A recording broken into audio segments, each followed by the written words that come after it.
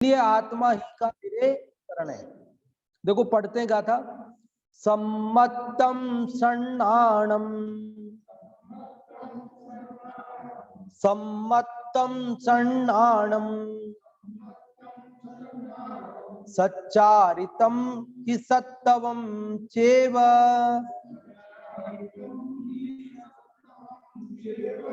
सच्चारितम हि सत्तवम चेव, चौरो चिट्ठही आदे, चौरो चिट्ठही आदे, तम्हा आदाहु मे शरणम, तम्हा आदाहु मे शरणम, सम्मतम शरणाणम, सच्चारितम हि सत्तवम चेव, चौरो चिट्ठही आदे, तम्हा आदाहु मे शरणम, सम्यक्त्वं सज्ञानम, सच्चरित्रम हि सत्तपः चैव, चत्वारः तिष्ठन्ति आत्मनि, तस्मादात्मा स्फुटं मे शरणम, सम्यक सुदर्शन ज्ञान तप समभाव सम्यक आचरण, सब आत्मा की अवस्थाएं, आत्मा ही है शरण। ये गाथा भी आचार्य कुंद कुंद देव की द्विसहस्राब्दी वर्ष के उपलक्ष्य में जो कुंद कुंद शतक 100 गाथाओं को संकलित करके बनाई गई थी, 101 गाथाओं को, उसमें ये संकलित की गई महत्वपूर्ण गाथा होने से। हाँ 104 भी है, कल भी कहा था मैंने, कल भी कहा था कि वो भी है और ये भी है, 105वीं भी है। ये सार है ना, मोक्ष पाउड का सार है सारा। तो क्या कह रहे इसके अंदर, सम्मतम, सम्मतम मतलब सम्यक्त्व, सम्मतम अर्थात सम्यक्त्व, सम्यक दर्शन, शरणाणम, शरणाणम मतलब सम्यक ज्ञान, शरणाणम सम्यक ज्ञान, सच्चारित्रम मतलब सम्यक चारित्र, ही निश्चय से वास्तव में, सत्तवम चेव, सत्तवम मतलब सम्यक तप, चेव मतलब और सम्यक तप। पेज नंबर 299, 299 नंबर पेज पर है, 105 नंबर की गाथा है। तो पहली पंक्ति का अर्थ समझ में आया, सम्यक, सम्यक ज्ञान, सम्यक चारित्र और सम्यक तप, चौरो, चौरो मतलब चारों, चौरो मतलब चारों, चिट्ठही आदे, चिट्ठही मतलब चेष्टा, आदे मतलब आत्मा में, आत्मा में चेष्टा रूपी है ये चारों। सम्यक दर्शन, सम्यक ज्ञान, सम्यक चारित्र और सम्यक तप क्या है, आत्मा में चेष्टा का नाम ही तो है, आत्मा में ठहरने का नाम ही तो है, आत्मा की ही अवस्थाएं तो हैं। तम्हा आदाहु मे शरणम, ये तो वही है, क्या है, तम्हा इसलिए, आदा आत्मा, हु प्रकट रूप से, स्पष्ट रूप से, मे शरणम, मे मतलब मेरे लिए, शरणम मतलब शरण है। आचार्य कुंद कुंद देव कह रहे हैं कि आत्मा ही मेरे लिए शरण है। क्यों आत्मा ही मेरे लिए शरण है, क्योंकि ये चारों आराधनाएं भी आत्मा की ही अवस्थाएं हैं, आत्मा में ही लीनता के नाम है, आत्मा में ही ठहरने के, आत्मा की ही चेष्टाओं के नाम है। इसलिए भले 4 आराधनाएं, आराधने की बात कही जाए, चाहे 5 परमेष्ठियों के ध्यान की बात की जाए, तो उन सब भेद करके 4 5 कितने भी करो, धर्म के 10 लक्षणों की बात की जाए, 12 तपों की बात की जाए, जो भी भेद करके तो आप जितने चाहे भेद करो, लेकिन अभेद से एक आत्मा ही है। आत्मा में लीनता हुई तो 5 परमेष्ठी का ध्यान हो गया, आत्मा में लीनता हुई तो 4 आराधनाएं हो गई, आत्मा में लीनता हुई तो धर्म के 10 लक्षण हो गए, आत्मा में लीनता हुई तो 16 कारण जी हो गए, आत्मा में लीनता हुई तो रत्नत्रय हो गए, आत्मा में लीनता हुई तो सब हो गया, और ये नहीं हुआ तो कुछ नहीं हुआ। है, यही मुश्किल है। ऐसा कैसे हो सकता है मुश्किल? मुश्किल हो तो अनंत जीवों ने कैसे किया? आज तक कितने जीव कर चुके हैं? अगर ये काम करना मुश्किल होता तो आज तक कोई नहीं कर सकता, कोई भी नहीं करता ना। आज तक इतना कठिन होता तो कोई कर ही नहीं सकता था, तो आज तक कोई सिद्ध होता ही नहीं। लेकिन आज तक सिद्ध कितने हो चुके हैं? अनंत हो चुके हैं। इसका मतलब अनंत जीव ये काम कर चुके। तो जो काम अनंत लोग कर चुके हों वो काम फिर कठिन रहा कि सरल रहा?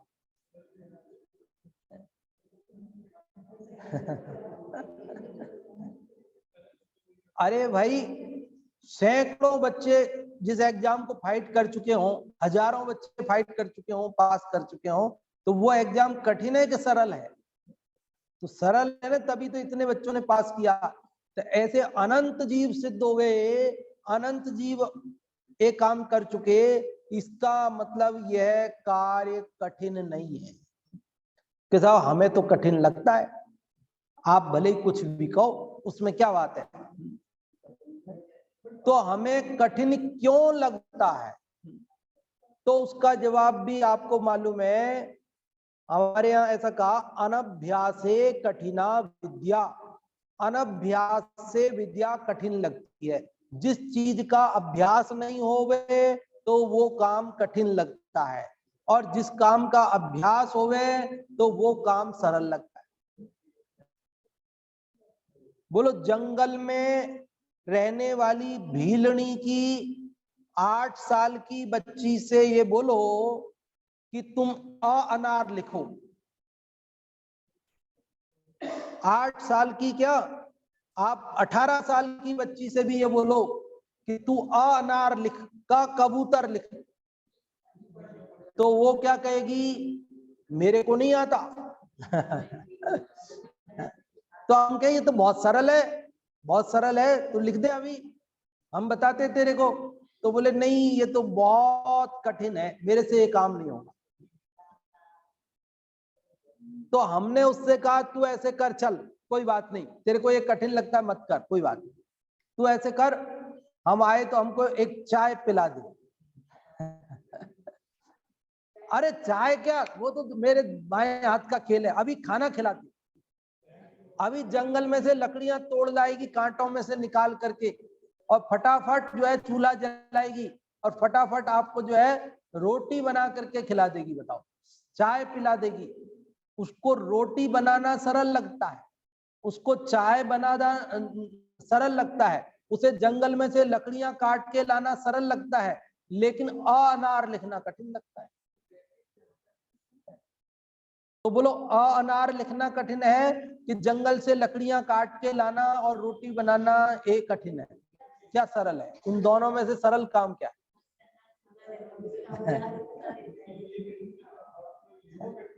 है? और हमारे आपके घरों में जो बच्चियां हैं, उनसे हम कहें कि तुम अनार लिखो, तो वो क्या कहेंगी कि अनार क्या, हम पूरी किताब लिखे दे रहे?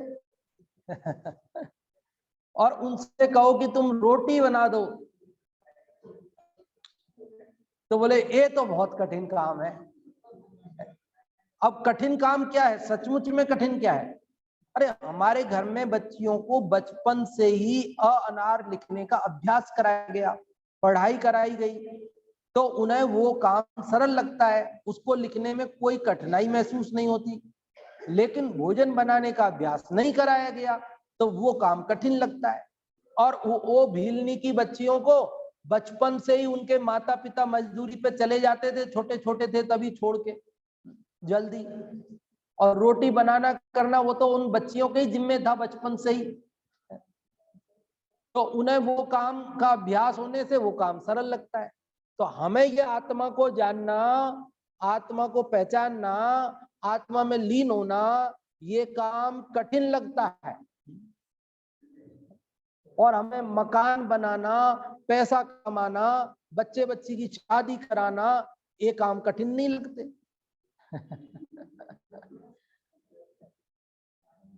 ये काम कोई सरल है? ये काम कितने कठिन है, लेकिन ये काम हमें सरल लग रहा है क्योंकि उसका अभ्यास हो गया है। और ये काम हमें क्या लग रहा है? कठिन लग रहा है। और आचार्य भगवान को तो इसका अभ्यास है, इसलिए वो कह रहे ये तो बहुत सरल है। अपने को कठिन लगने का कारण क्या है? उसका अभ्यास नहीं है। तो फिर अपन क्या करें कि ये कठिन नहीं लगे और सरल लगे? कि अभ्यास करें। क्या करें? कि बारंबार के अभ्यास करने से, बारंबार अभ्यास करने से वह कार्य सरल हो जाता है।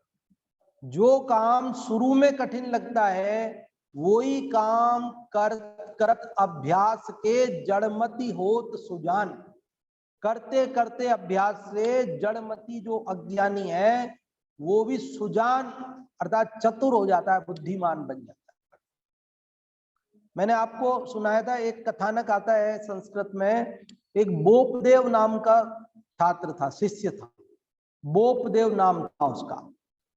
और गुरुजी सब बच्चों को पढ़ाते थे गुरुकुल में, उसको भी पढ़ाते थे। तो कुछ उसके दिमाग में नहीं घुसता था, थोड़ा स्थूल बुद्धि था वो, कुछ याद नहीं होता था, कुछ समझ में नहीं आता था। गुरुजी बहुत पढ़ाते थे, बहुत समझाते थे, डांटते थे नाना प्रकार से, लेकिन वो समझता ही नहीं था, कुछ समझ में ही नहीं आता, याद ही नहीं रहता। तो गुरुजी ने उसको डांटा फटकारा ना, तो जा निकल जाता। तो वो भी चला गया। उसने सोचा अरे भाई मैं ठोठ बुद्धि हूं, मेरे को कुछ आता ही नहीं है। अब गुरुजी भी परेशान हो गए, मेरे से कह रहे निकल जा, तो मैं निकल जाता हूँ, चल। और वो जाकर के एक कुएं के मुंडेर पर, प्यास लगी थी तो कुएं के वहां बैठ गया जाकर के। फिर वो बैठा था वहां, तो वो देख रहा कि कुएं के जो पत्थर थे ना, वो पत्थर वो घिस गए थे, कट गए थे वो। तो वो सोचने लगा अरे ये पत्थर तो इतने कठोर होते हैं, इतने मजबूत होते हैं, ये कैसे कट गए? तो उसका ध्यान गया, अरे ये तो रस्सियों से कट गए। सुनना है? आजा बैठ जा इधर, कल सुनाती हूँ। तो कठोर होता है, फिर ये कठोर पत्थर कट गए, तो ये बात क्या है? तो वो सोचने लगा, अच्छा अब बात समझ में आई। ये रस्सी बार बार यहाँ से आती जाती है, बार बार आती जाती है। तो क्या होता है कि वो बार बार आने जाने से वो कोमल रस्सी से कठोर पत्थर भी कट जाते हैं, घिस जाते हैं। तो वो सोचने लगा कि मैं भी ऐसे ही बार बार विद्या का अभ्यास करूंगा, बार बार अभ्यास करूंगा, तो क्यों नहीं याद होएगा, क्यों नहीं समझ में आएगा। और फिर वो विद्या का गुरुजी ने जो पढ़ाई थी ना, उसका बार बार अभ्यास करने लगा, बार बार अभ्यास करने लगा। तो आखिरकार वो भी विद्वान हो गया।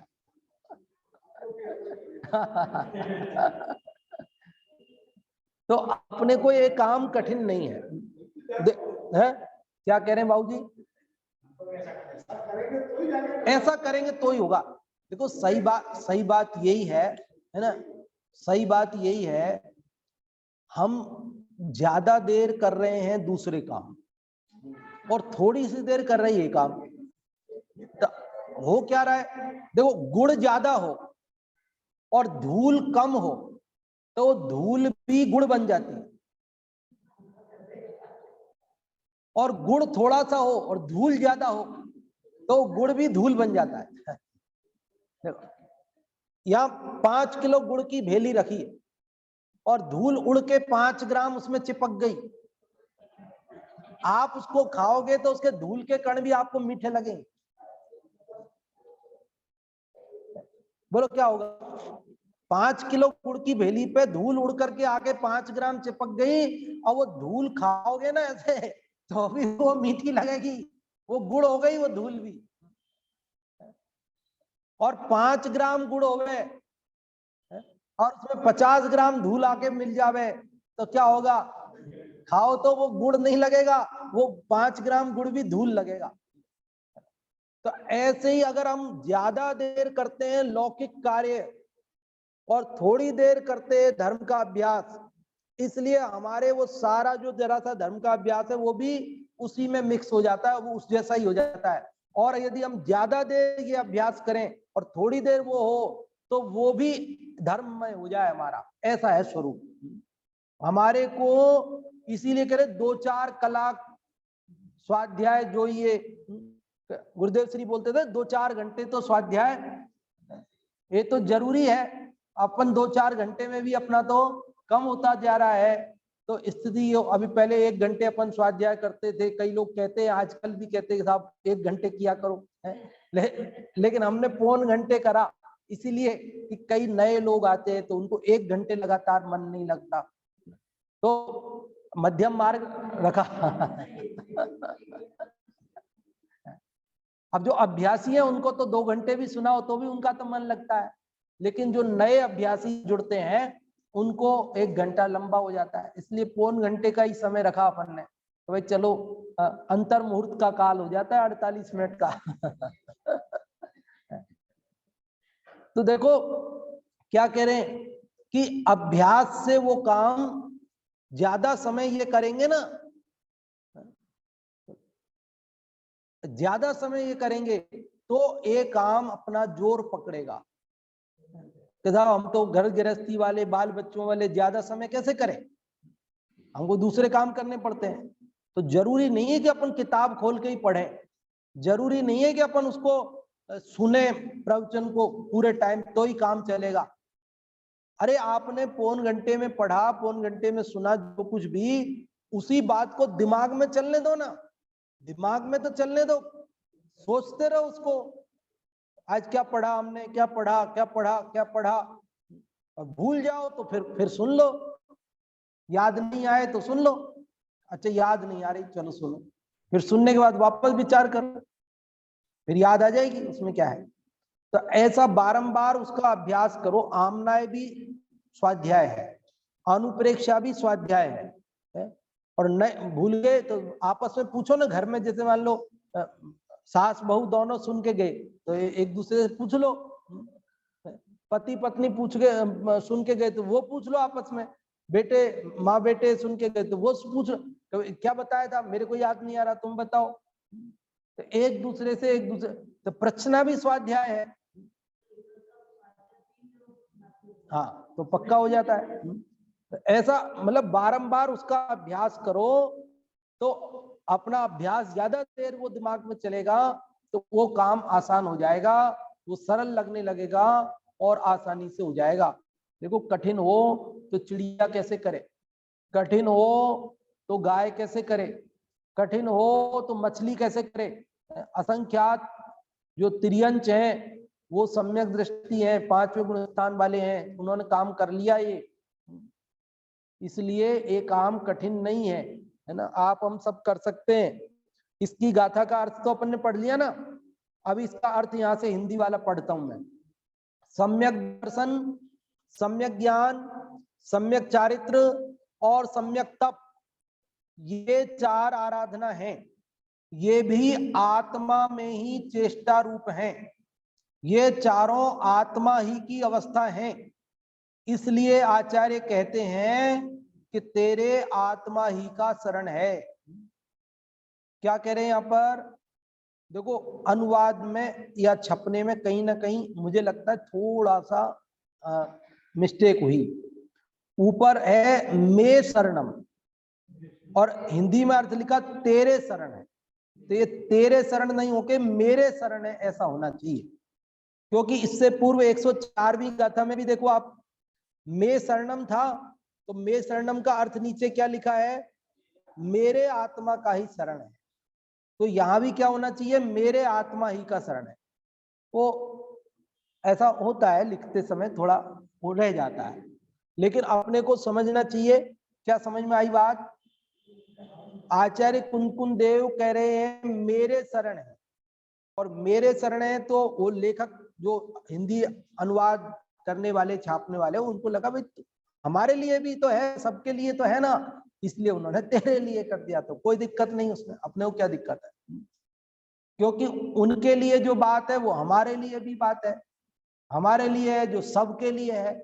तो ये सबके लिए आत्मा ही का शरण है। किसके लिए शरण है? सबके लिए आत्मा का शरण है। और इसीलिए अपन मूल से भी पढ़ते हैं, मूल बिल्कुल प्राकृत से आपको सीधे आचार्य कुंकुन देव के शब्द आपको ख्याल में आ रहे हैं कि नहीं आ रहे? मे शरणम। अगर अपन मूल से नहीं पढ़ते तो फिर अपन को अंतर पता नहीं पड़ता कि मेरे होना चाहिए, तेरे होना चाहिए। तो अभी अपने को ये लाभ है कि अपन मूल से पढ़ने से वो बात भी समझ पा रहे हैं, और उसका जो भाव है गलत नहीं है, वो भाव यही है भाई मेरे शरण है, तेरे भी शरण है, सबके शरण है। हाँ वो तो है ही, वो तो है, इसीलिए तो अंतर है, वो बता रहे हैं आपको कि मे का मतलब तो मेरे ही होता है। हाँ, अभी भावार्थ और पढ़ते हैं, देखो। ए भगवती आराधना गाथा नंबर 2, ऐसा यहाँ कोष्ठक में लिखा है। मुझे लग रहा है ये गाथा भगवती आराधना में भी आई होगी, ऐसा लग रहा है। भावार्थ, आत्मा का निश्चय व्यवहारात्मक तत्वार्थ श्रद्धानुभूत परिणाम सम्यक दर्शन। अब ये पहले भावार्थ में क्या बता रहे हैं? वो चार है ना, सम्यक, सम्यक ज्ञान, सम्यक चारित्र और सम्यक तप। तो वो चारों का स्वरूप बता रहे पहले कि सम्यक दर्शन क्या है, सम्यक ज्ञान क्या है, सम्यक चारित्र क्या है, सम्यक तप क्या है। तो वो कह रहे हैं कि आत्मा का निश्चय व्यवहारात्मक तत्वार्थ श्रद्धानुभूत परिणाम, उसका नाम सम्यक दर्शन है। ये सम्यक दर्शन की परिभाषा। अब सम्यक ज्ञान क्या है? तो कहते संशय विमोह विभ्रम से रहित और निश्चय व्यवहार से निस्वरूप का यथार्थ जानना, वो सम्यक ज्ञान है। और चारित्र के लिए क्या करें कि सम्यक ज्ञान से तत्वार्थों को जानकर राग द्वेषादिक रहित परिणाम होना सम्यक चारित्र है। और सम्यक चारित्र क्या, तप क्या है? तो कहते अपनी शक्ति अनुसार सम्यक ज्ञान पूर्वक कष्ट का आदर कर स्वरूप का साधना सम्यक तप है। इस प्रकार ये चारों ही परिणाम आत्मा के हैं। इसलिए आचार्य कहते हैं कि मेरी आत्मा ही का शरण है। इसी की भावना में चारों आ गए, मतलब आत्मा की शरण लेने में चारों आराधना हो गई। और आत्मा को छोड़कर चारों करने जाओ तो भी चारों होती नहीं है। आत्मा को छोड़कर पंच परमेष्ठी का ध्यान करने जाओ तो पंच परमेष्ठी का भी ध्यान वास्तव में नहीं होता, और आत्मा के ध्यान में पंच परमेष्ठी का ध्यान हो जाता है। ये बात बता रहे। कठिन है क्या सरल है? कठिन लग रही कि सरल लग रही बात?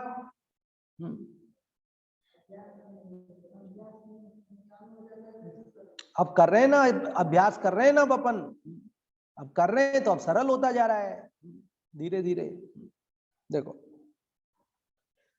अंत संलेखना में चार आराधना का आराधन कहा है। जो अंत समय संलेखना की बात है ना, मरण समय संन्यास धार। वैसे तो जीवन संलेखना में होता है, अंतिम समय की संलेखना की विशेष बात आती है। तो अंत संलेखना में चार आराधना का आराधन कहा है ना। संलेखना के समाधि के बारे में भी अपन ने 10 लक्षण में चर्चा की थी, वो सब है ही अपने पास में। तो अंत संलेखना में चार आराधना का आराधन कहा है। सम्यक दर्शन, ज्ञान, चारित्र, तप, इन चारों का उद्यवन, निर्वहन, साधन और निस्तरण, ऐसे 5 प्रकार आराधना कही है। कितने प्रकार? वो जो 4 आराधना है, उन 4 आराधनाओं को उन्होंने 5 प्रकार से कहा है।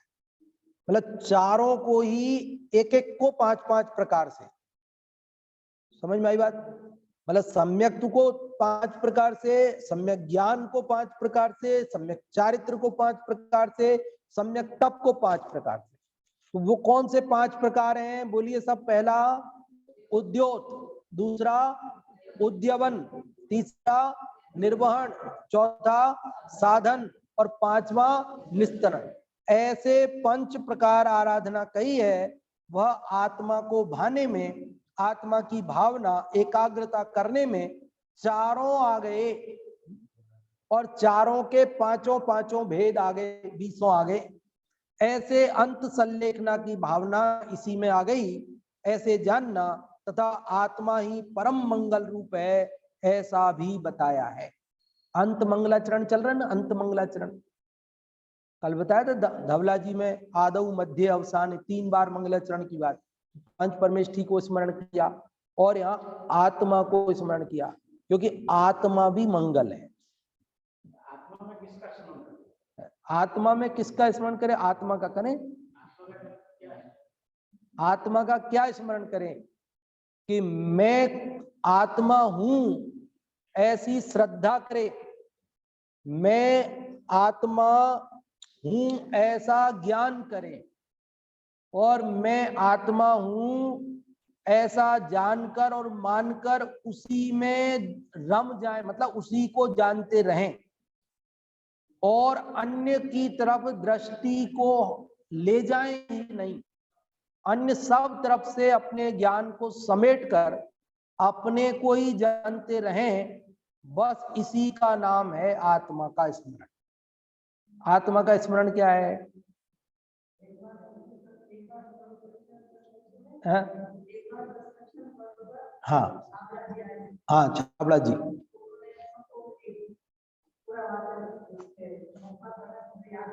हाँ जी, क्या है?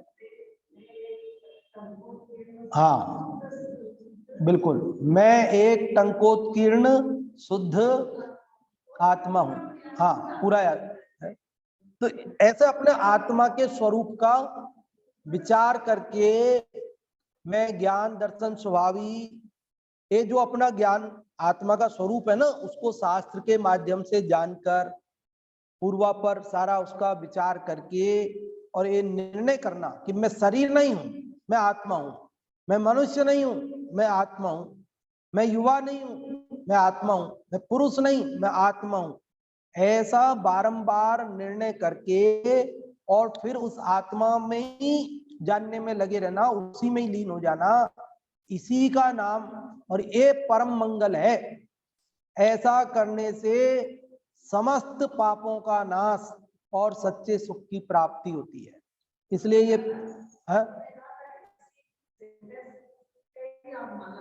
हाँ माला करो इसकी। हाँ कोई दिक्कत नहीं, यही माला करो, मैं एक टंकोत्कीर्ण गायक शुद्ध, ऐसा जो बताया है करो, कोई दिक्कत नहीं। हाँ भूल जाते हैं, भूल जाते हैं। तो ये है, अपने को ये काम करने का है। तो ये बता रहे हैं, समझ में आ गई ना बात सारी? कुछ नहीं समझ में आई हो तो पूछ लेना भाई। तो हाँ बोले। हाँ हाँ जी, सम्यक ज्ञान पूर्वक किसका? कष्ट का आदर कर। हाँ बिल्कुल, हाँ कष्ट का आदर ऐसे कि कोई परिसह आदि आ जाए, कोई विघ्न आ जाए तो उनकी आ जाए, कोई बात नहीं, हमें क्या है, उनके कारण डिगे नहीं, स्वरूप से डिगे नहीं, कष्ट के कारण स्वरूप से च्युत नहीं होवे, यही कष्ट का आदर है। कष्ट का आदर है सहन कर लेते। हाँ यही है, जानबूझ के शरीर को कष्ट नहीं देवे, लेकिन आत्मा का ध्यान करने के दौरान यदि कोई कष्ट आ जाए, सर्दी पड़ रही, गर्मी पड़ रही, कोई शत्रु ने विघ्न किया, कोई आवाज आ रही, कोई मच्छर काट रहा है, तो वो सब कष्ट आ गए ना, तो उनको सहज भाव से स्वीकार कर लेवे, सहन कर लेवे, यही कष्ट का आदर है। तो कष्ट, हाँ हाँ, सब्र को मित्र, शत्रु को, हाँ बिल्कुल। हाँ तो अभी यहाँ पर इसमें 5 शब्द नए आए हैं ना, कौन कौन से? उद्योत, उद्यवन, निर्वहन, साधन और निस्तरण। निस्तरण, ठीक है। ये 5 शब्दों का अर्थ समझ में आया आपको। उद्योत का मतलब होता है प्रकाशित करना। उद्योत होता है ना, चंद्रमा का उद्योत, सूर्य का उद्योत। उद्योत मतलब प्रकाश। तो ये दर्शन ज्ञान चारित्र तप को प्रकाशित करना। प्रकाशित करना मतलब कब होगा प्रकाशित? कि जैसे पीतल का बर्तन होता है, वो काला पड़ जाता है, आप नींबू से मांजते हो तो क्या होता है, वो चमक जाता है। तो ऐसे हमारे दर्शन ज्ञान चारित्र में जो कोई दोष लग गए हो, शंका, कांक्षा, विचिकित्सा, है ना, ये सम्यक दर्शन के दोष है ना। ऐसे ही ज्ञान में दोष लग गए हो, संशय, विभ्रम, है ना, और चारित्र में दोष लग गए हो, भावना का त्याग हो गया, भावनाएं छूट गई हमसे, और तप में दोष लग गया हो, असंयम भाव जागृत हो गया हो, तो इन सब दोषों को दूर करना, तो सम्यक दर्शन ज्ञान चारित्र क्या होगा, चमक उठेंगे, उद्योत हो जाएगा। तो वो कह रहे सम्यक दर्शन ज्ञान चारित्र का उद्योत करो। सम्यक दर्शन ज्ञान चारित्र और तप का उद्योत करो। उद्योत करो मतलब उनमें जो मल लग गया, जो कोई दोष लग गए, तो उनको दूर करो। और फिर क्या है, उद्यमन। उद्यमन क्या, कि निरंतर परिणति को उसमें लगाए रखो, अपनी परिणति को उससे मिश्रित रखो। किससे? दर्शन ज्ञान चारित्र तप में अपनी परिणति को लगाए रखो निरंतर। हाँ, उसमें उद्यापन करते हैं ना, उद्यापन करते, ऐसे उद्यापन करो, निरंतर उसी में लगाए रखो अपने उपयोग को, यह उद्यमन। और फिर तीसरा है निर्वहन। निर्वहन क्या, कि निर्वहन मतलब दृढ़ता पूर्वक, दृढ़ता पूर्वक उन 4 आराधनाओं में लगे रहो। कैसे? दृढ़ता पूर्वक, कि बीच में आपका कोई विघ्न आ गया, परिचय आ गए, कुछ भी हो गया, तो भी आप डिगो मत, दृढ़ता पूर्वक उन दर्शन ज्ञान चारित्र तप में 4 आराधनाओं में लगे रहो। यह है निस्तरण, है निर्वहन।